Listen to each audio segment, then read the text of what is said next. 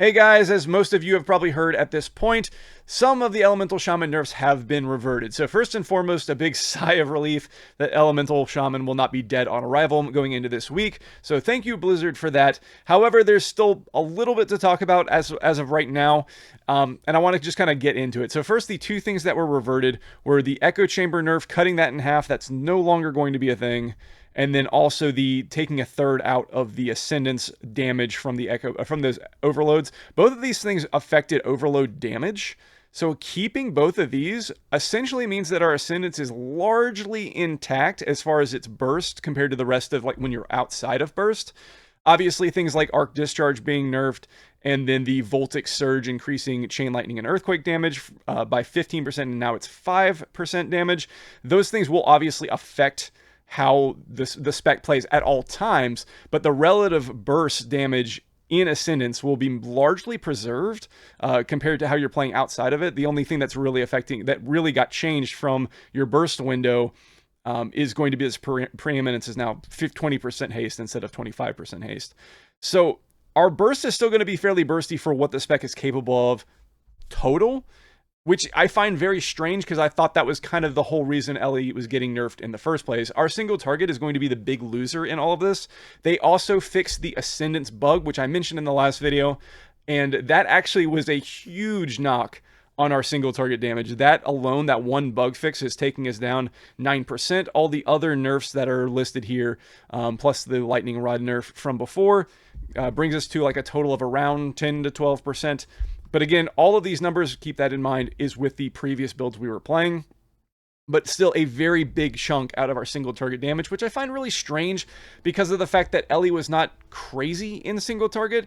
There was those one-off logs you might have seen of one Elemental Shaman doing insanely damage, like a max parse log, but that wasn't because of this stuff. It was because of things like DRE proccing several times more than you would ever expect it to during a fight, which is something that no one has any control over and has nothing to do with skill and has everything to do with how badly deeply rooted Elements is made. It's a terrible talent when you're talking about like consistency and balance, but we're not going to get that into that right now. I was hoping, like, if we're talking about like just like hoping, I was hoping they would like maybe recompensate for some of the things they had nerfed, because on the surface you could make an argument for what they did and what they were trying to do with those nerfs, but by just reverting two of them, the two that I think people would have assumed would have been gone, it just puts it in a really weird place from what I think that they were trying to accomplish in the first place. Now I'm not trying to like question them and like, you know, wiggle the finger at them or anything for them rolling these back, because it's definitely going to help Ellie feel better and play better and do more damage. And you're still going to get that nice big burst of Ascendance when you're in that window. It just doesn't seem like they targeted really what they were trying to do with this nerf, with trying to make Ascendance's burst not be as bursty. Again, we're still losing about 10% in AoE damage from everything else. So we're definitely going to be doing less damage, but we're still going to be just as relatively bursty as we were before, maybe just a little bit less because of the preeminence nerf. Yeah, it's just kind of weird how they went about it. I was hoping that maybe they would buff us up in other places and not attack our single target as much. Maybe we will see some more compensation for fixing that Ascendance bug, since that was not even something that they even mentioned here. Because that was, like I said, that alone, that one Ascendance thing was 9% additional loss of single target. If that had not been changed, this would have only resulted in like a 2% to 3% loss, according to Hawk's numbers. Again, if those are wrong, please don't go after Hawk. You can go after me if you want. I'm just relaying information. But yeah, very weird how they went about doing this. I think it does almost hammer home the fact that they're really shooting from the hip this expansion when it comes to tuning. We've seen this a couple times already. Blizzard has already gotten bullied from people making like posts online and reverted changes already. What is this, the second or third time that's happened? Because people made a big sting about it on Reddit or made YouTube videos or whatnot. They've already done that twice now. That is not something that Blizzard has done in the past. They typically do not let themselves get bogged down by what people are saying about the changes they make to the game. So the fact that it's already happened twice is really weird. And the way that they reverted these changes made it seem like they just didn't know what to do.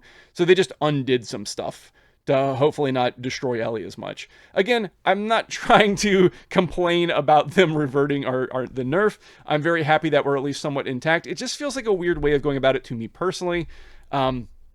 But I guess we'll just have to take what we can get at this stage. Again, single target is going to be fairly heavily affected. They didn't do anything to keep the swinginess of it of DRE in single target, but you will definitely notice it in single target. I will say, I haven't mentioned this yet, is this will definitely affect builds that we're playing. So guides for how to play this will be forthcoming, but I'm going to wait just a little bit longer to see if they change anything else. But I do believe that we will see some additional builds that were not being run before, especially because of the lightning rod nerf. The lightning rod nerf basically cut that talent in half, and that's still kind of it's still going that way. It's still as reduced as it was before. Nothing has been rebuffed to that. There might be some play around there that go in a different direction. We'll have to wait and see how it all plans out. I still think there's going to be a big variety of like little different like builds that are basically the same, but have one or two talents that are moved around that still perform like within like somewhere within 2% of each other. We'll just have to wait and see how that all pans out. We need a little bit more information on that, a little bit more data, log collecting and such, and we'll see how things land over the next week. But that's pretty much where we are right now. Again, about 10% and 10% for single target and AoE. Mythic Plus probably going to land somewhere in that range, but again, a lot of that also depends on the builds that we end up playing. I don't know how that's going to affect Mythic Plus in terms of builds, but again, we'll just have to wait and see. So that's the only update I have for right now. Play around with it, get some logs in, see what's up and what's down, and we'll go from there. So thank you guys for watching. I stream at twitch.tv/Ridmark. If you're interested in that, I have a Discord if I want to ask me any questions directly. But other than that, guys, I hope you enjoyed the video, and I will see you in the next one.